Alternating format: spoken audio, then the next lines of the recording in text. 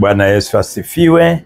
Mavuno ni maandalio ambayo Mungu aliandaa mwenyewe kwamba tuwe na siku ya mavuno. Hayajaanza leo, yameanza toka huko nyuma, kila mmoja anaelewa. Na siku ya mavuno ni siku ya baraka.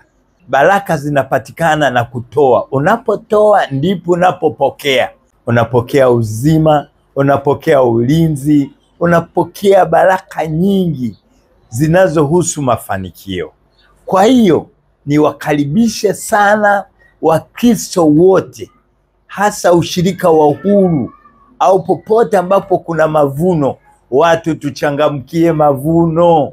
Mavuno ni sehemu ambayo imejaa baraka nyingi zilizoamuliwa na Mungu, na mpaka anazungumzia juu ya kumjaribu Mungu ili tuone ukuu wake na baraka zake. Kwa hiyo nipende kuwakaribisha watu wote, tusikose kuwepo kwenye ibada ya mavuno. Na katika ushirika wa Uhuru tunategemea itaanza saa 1 kwa kuona umuhimu wa ibada hiyo. Kwa hiyo tunaomba watu wajiandae kwa ajili ya ibada ya mavuno Jumapili. Watu wote Mungu awabariki sana.